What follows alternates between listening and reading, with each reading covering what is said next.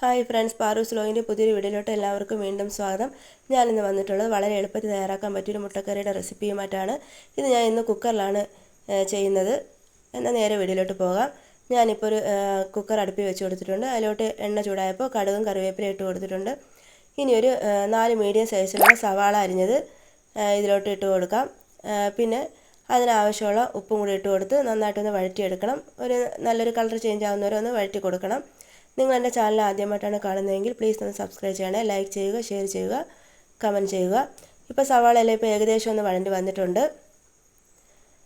ഇതുപോലെ ഇത്രയൊക്കെ മതി. ഇനി ഇതിലോട്ട് നമുക്കൊരു 1/2 സ്പൂൺ മഞ്ഞൾപ്പൊടി ചേർത്ത് കൊടുക്കാം. മഞ്ഞൾപ്പൊടിയും കൂടി ഇട്ട് കൊടുത്ത ശേഷം ഇതൊന്നുകൂടെ ഒന്ന് വഴറ്റി കൊടുക്കണം. ഇനി ഇതിലോട്ട് ആവശ്യമുള്ള മുളക് പൊടിയും മല്ലിപ്പൊടിയുമാണ് ചേർക്കേണ്ടത്.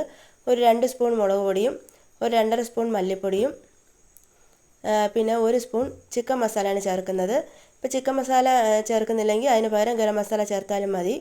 ഇനി ഈ പൊടികളെല്ലാം നമുക്ക് ഈ സവാളയിലോട്ട് ഇട്ട് കൊടുക്കാം. ഈ പൊടികളെല്ലാം സവാളയിൽ ഇട്ട് കൊടുത്തിട്ട് ഇനി ഇതിൻ്റെ ഒരു പച്ചമണം ഒന്ന് മാറുന്നവരെ ഒന്നുകൂടെ വഴറ്റി കൊടുക്കണം. പച്ചമണമെല്ലാം മാറിയിട്ടുണ്ട്. ഇതിലോട്ട് നമുക്ക് ഗ്രേവിക്ക് ആവശ്യത്തിനുള്ള വെള്ളം ഒഴിച്ചു കൊടുക്കണം. ഞാനിപ്പോൾ ഒരു 3 ഗ്ലാസ് വെള്ളമാണ് ഒഴിച്ച് കൊടുക്കുന്നത്.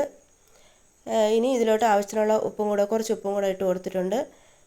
ഇനി ഇതെല്ലാം കൂടെ ഒന്നുകൊണ്ടൊന്ന് മിക്സ് ചെയ്ത് കുക്കറൊന്ന് അടച്ച് വെച്ച് ഒരു 4 വിസിലൊക്കെ അടിക്കണം. ഓരോ കുക്കറിനും ഓരോ വേവായിരിക്കും. നിങ്ങളുടെ കുക്കർ എളുപ്പം ആകുന്നതാണെങ്കിൽ ഒരു 3 വിസിലൊക്കെ മതിയാവും. ഇതിപ്പം വിസിലെല്ലാം പോയിട്ടുണ്ട്. ഇപ്പം എൻ്റെ കറിക്ക് കുറച്ച് ഗ്രേവി കുറവായതുകൊണ്ട് ഞാൻ കുറച്ച് ചൂടുവെള്ളം കൂടെ ഒഴിച്ച് കൊടുത്തിട്ടുണ്ട് ഗ്രേവിക്ക് ആവശ്യത്തിന്.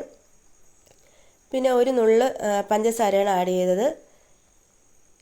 ഇനി നമുക്ക് പുഴുങ്ങി വെച്ചിരിക്കുന്ന മുട്ട ഇതിലോട്ട് ഇട്ട് കൊടുത്ത് ഒരു 5 മിനിറ്റ് കൂടെ ഇതൊന്ന് തിളപ്പിച്ചെടുക്കണം. ഒരു 5 മിനിറ്റ് മതി. അപ്പോഴത്തേക്കും കറി റെഡിയാവും. 5 മിനിറ്റ് മുട്ടയും കൂടി ഇട്ട് മുട്ടയിലൊക്കെ മസാല പിടിക്കാൻ വേണ്ടിയിട്ടാണത്. ഇപ്പോൾ ഇനി ഗ്യാസ് ഓഫ് ചെയ്യാം. ഇതിന് വേറൊരു ബൗളിലോട്ട് മാറ്റി കൊടുക്കാം.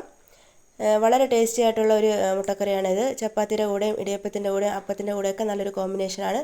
എല്ലാവരും ഇതൊന്ന് ട്രൈ ചെയ്ത് നോക്കണം. വീണ്ടും പുതിയൊരു വീഡിയോ ആയിട്ട് വരുന്നവരെ ബൈ.